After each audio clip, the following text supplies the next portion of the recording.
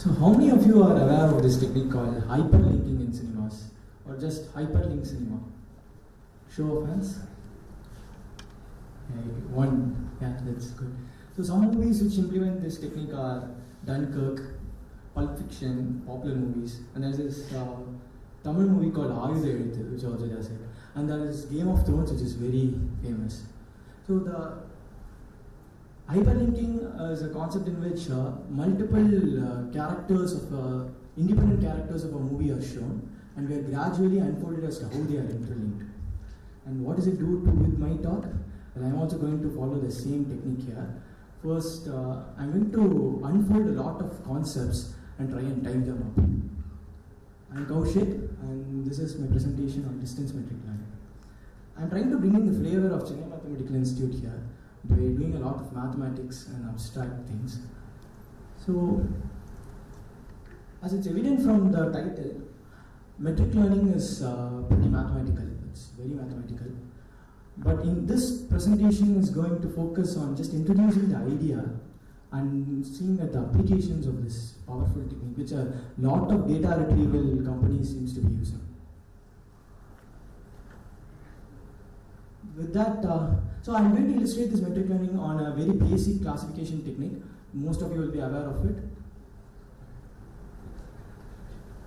The KNN classification algorithm. Once you get comfortable with it, you will be able to apply it on other sophisticated metric learning techniques as well. So let's get on to the top and look at the first character development, which is going to be the nearest neighbor algorithm. So the k-nearest neighbor algorithm is a method used for classification and regression, in which the inputs are going to be training samples, and the outputs in the case of classification is a class example, while in regression it's going to be the property value of the object. By that, in most cases it's just real numbers or integers which we are learning. Also, here when a new query is presented, we will be looking at the k closest neighbors, and we'll be doing it using the distance metric. You can think of this distance metric to be a similarity measure as of now, but we will formalize things as the talk moves on. So consider this pictorial example. Suppose this green ball is going to be the new metric that needs to be classified. First computes all the distances between this green ball and all the training instances. And it chooses the top k closest examples to do some prediction. Consider the case where k is 1. You can see that there's a single blue square, and thus the majority class is going to be going to class 1. Well, in the case of k to be 3, there are 2 red triangles and 1 blue square. Thus the major class is going to be class 2, and the sample is going to be also classified to that. Quickly summarizing the algorithm, set of input data with the associated classes is given. This is going to be the training phase. Note that we are not doing any computations in the training phase. We are just memorizing the data. And a positive integer k is specified, where k is the number of neighbors that the algorithm must consider to compute the predictions. We select the top k entries in our training data set, find the most common classification class belonging to it, and just classify the object to it. It's a very simple algorithm. Moving on to the advantages of k-nearest neighbor algorithm, it's a non-parametric learning method. There is no assumption on the data. The data need not follow any distribution. It need not follow Gaussian or need not be binomial. All that is required is that we need to define a metric on that space, which happens for most of the data, most of the sets which we see in real life. And also, additionally, all the computations are deferred till the prediction stage. So there is no training at all. That's what I mentioned before. So it's a lazy algorithm as such. To understand the disadvantages, let's suppose that you are trying to define a data retrieval module for a major search engine. In our case, we can take our sponsor Elasticsearch. If consider the sample case in which there are 1 million indexed pages, and we need to classify some 1,000 sets, not sets, 1,000 elements in a set. Each of this set is going to take some 1 million distances, compute 1 million distances, and minimize over them. Thus, it's going to do some 1 billion computations, which is 1 million 10 power 6 into 10 power 3, and this is very computationally expensive. This implies that the prediction stage will be very slow for such an algorithm. This is a huge problem, but there are better k nearest neighbor searching algorithms in the literature, and that will be a talk on its own, so we will not go for discuss that. Our priority would be looking at the sensitivity of KNN to the distance function, and that's what we are going to put our focus on. So with this we come to the close of the KNN algorithm. Next we look at why do we need different distance metrics. Cute images of cats and dogs. Suppose we are given a classification, suppose we need to define a distance metric to classify these images. How do we go about doing it? It depends on the purpose, right? So if you are interested in the animal identification, then the two images of the cats must be made more similar than the cat and the dog. While if we are interested in the background identification, the images which have grass as their background must be made more similar. So the choice of distance metric must depend not only on the input data, but also depend on the purpose of our classification. So the natural question to ask would be, given some classification problem, how do we define the distance metric? And this is where distance metric learning becomes useful. The basic idea is to learn a metric that assigns small distances to pairs of examples that are semantically similar. So you keep similar objects closer and dissimilar objects farther. That's the basic idea of metric learning. In most of those cases, we will induce a change of representation space which satisfies some constraints. And this will be our intuition towards looking at metric learning from dimensionality reduction point. It's fine if you don't understand the last one, because we'll be anyway revisiting it towards the end of the talk. Formalizing everything, a metric is going to be a distance function. A metric learning is going to be a way to make similar objects closer, and the goal is to design a better distance function, which suggests that similar objects are grouped together. Till now, we have been looking at distance function as a notion of similarity. We have not properly defined them.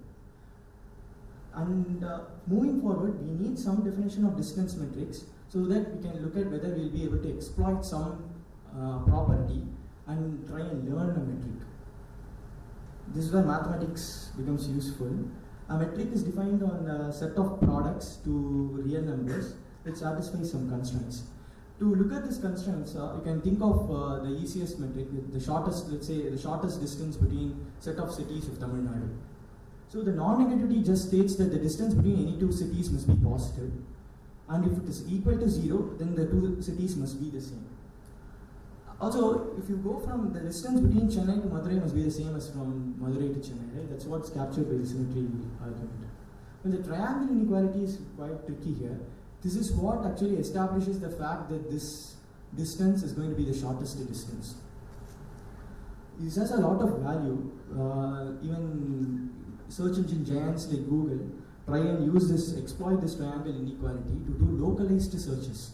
So you have, say, some 30 trillion indexed pages, and when a new query comes in, you can't compute the distance from all to all. So a smart use of this triangle inequality will look at only localizing the space and searching over it. That's how they are able to scale up with the ever-increasing amount of data. So some common metrics that most of you will be aware of is the Euclidean metric. There is this Hamming distance, and the Manhattan distance is like the L1 norm of the two vector spaces, and Minkowski distance. You just know that P, if you put P to be equal to 2 in the Minkowski distance, you are going to get back Euclidean metric. So with this, we looked at some examples of metrics. Now comes the hero of our plot, which is going to be the Mahalanobis metric. And this is the properties of the Mahalanobis metrics is what we are going to exploit to try and learn a metric. And that's how most of the metric learning techniques work. So the Mahalanobis matrix is defined as follows in the equation. It's just too cumbersome to read that out. Know that the matrix M has a very special property. It's a symmetric and positive semi-definite. It's just that if you take the transpose of the metric, you are going to get the matrix back. Not the metric, just the matrix. And for all x belonging to Rd, it has a special property that x transpose mx, which is a scalar, which will be always greater than 0. The last useful property of the semi-definiteness is that M will decompose into two other matrices L transpose L. Just take that there is some special property of it, and we'll try and exploit it to use into metric learning. So summarizing whatever we have discussed till now, we looked at what KNN algorithm is, how we are not doing anything in the training step of the KNN algorithm, 2, why do we need different distance metrics, and 3 is going to be a definition of a distance metric. And I know it's going to be math 101. And I'm going to, here is the hyperlinking step in which we link all these concepts to get largest margin nearest neighbor metric learning method. So the intuition is that for robust KNN classification to happen, each training input must share the same label as its K nearest neighbors. The training inputs with different labels should be widely separated.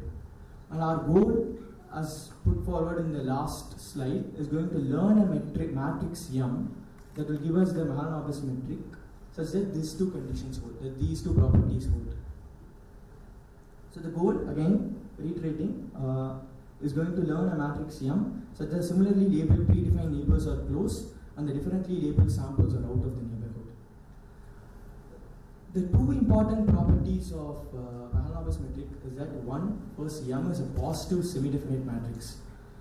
This, the set of all positive semi-definite matrix comes out to be a convex cone, and that what ensures in optimization that we, and also the distance is going to be a convex function. That's what ensures that we will be able to learn a matrix M. It involves a lot of mathematics, but if you are able to get the gist of what is going on, that will be alright. You can just use it as a black box. We designed the loss function such that one term penalizes the large distances between nearby inputs with the same label, while the other term penalizes small distances between inputs with different labels. So a pictorial representation of Mahalanobis or this LMNN is shown here. Suppose this is how the data is when it is given to us. We are supposed to do a transformation such that all these points which belong to the same label needs to come closer, and all the points which are differently labeled must be moved out of the neighborhood. And we are trying to learn this transformation using this matrix here, the Mahalanobis matrix here. So showing MNIST in LMNN in action in the MNIST data set, we can clearly see here, right, the test image is 1. The nearest neighbor before training was 3, but while we trained it, it brought out to be equal to 1. Just got it right. The same with respect to here, there are multiple images here where that happens.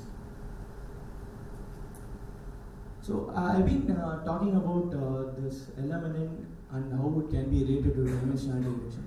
So most of the dimensionality reduction is are going to be, in most cases we are just going to use principal component analysis, but even this gives us a very valuable dimensionality reduction. So here we are using the fact that M can be decomposed into a matrix L such that M is L transpose L. If you put it into the equation of Mahalanobis metric, we just get that the Mahalanobis metric is equivalent to applying a linear transformation to the input space and computing the Euclidean distance over that space. So you have a set of vectors, you learn a matrix L during using this LMNN, and you apply it on X, you will get some other vector, and you compute Euclidean distances over it and go on with KNN identification. That's what the LMNN is similar to doing this. And in Python, it is given by NumPy. NumPy provides its SciPy has support for Chomsky decomposition, and from that we can find the L and just apply the linear transformation. So now that we are done with the mathematics, we just look at some popular applications of metric learning. So in computer vision, we had a workshop yesterday on computer vision. I don't know whether they discussed this on metric learning. In computer vision, there's a huge application for metric learning. Even for depth estimation, and a lot more metric learning is being used. And I just recently came to know that even Google uses some kind of distance metric learning to do inverse image search. That is, given an image, can I find out what the similar images are going to be? and it is very popular in clustering. Most of the clustering methods use on a similarity notation. So if you have a semi-supervised problem or you know something about the underlying data distribution, you will be able to exploit it using this metric learning. And also the data engineers in here, visualization of higher dimensional spaces is going to be difficult. The popular method here is going to be parallel coordinates or multidimensional scaling. And in multidimensional scaling, we do have a notion of similarity. And we can use this distance metric to get that. And we just saw the use case of dimensionality, like a case of LMNN and dimensionality reduction. So that will be all. If you have any questions.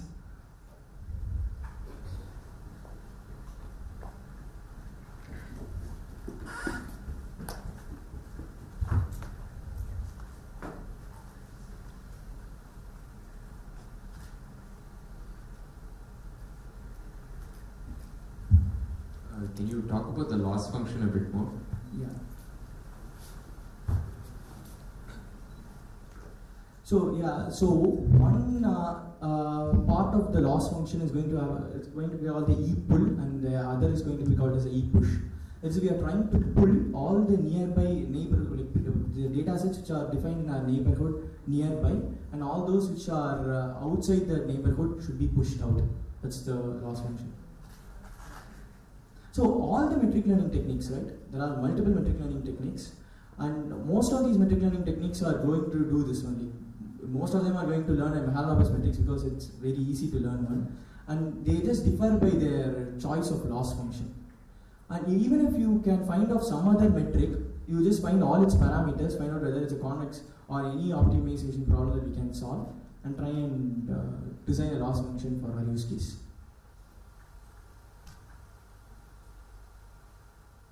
Any other questions?